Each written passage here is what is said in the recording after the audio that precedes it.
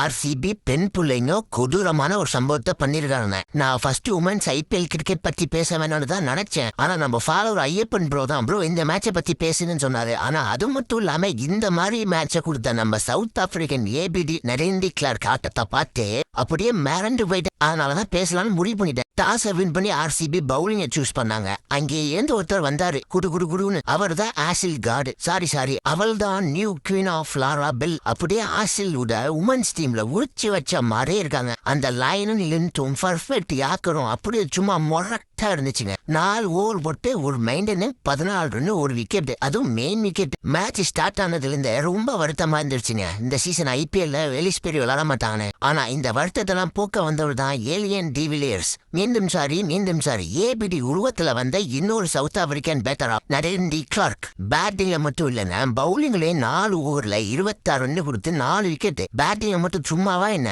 எத்தனையோ முடிஞ்சு போன மேட்சை ஏபி டிவிலியர்ஸ் எப்படியோ ஆர்சிபி வின் பண்ண வச்சிருவாரு. அந்த மாதிரி டிக்ளேருக்கு இன்னைக்கு மேட்ச் வின் பண்ணி கொடுத்துருக்காங்க. அதுவும் கடைசி ஓவர்ல 6 பாலுக்கு 18 ரன் அடிக்கணும். அதுவும் பீக் பர்ஃபார்மரான நட்சிவர் பிரெண்ட் ஓவர்ல. நான் வாய்ப்பே இல்லைன்னு நினைச்சேன். பேட் எடுத்து ஒரு 3 சுத்தி மேட்சை முடிச்சு கொடுத்துட்டாங்க. நான் திகச்சு போய் பாக்குறேன் இந்த மேட்சை நம்ம வின் பண்ணிட்டோமான்னு. கடைசியில வின் பண்ணி கொடுத்துட்டாங்க டிக்ளேர்க். அவ்வளவுதான் வீடியோ முடிஞ்சு. சப்ஸ்கிரைப் பண்ணாதவங்க சப்ஸ்கிரைப் பண்ணிட்டு போங்க. அப்புறம் நம்ம அடுத்த வீடியோல பார்க்கலாம்.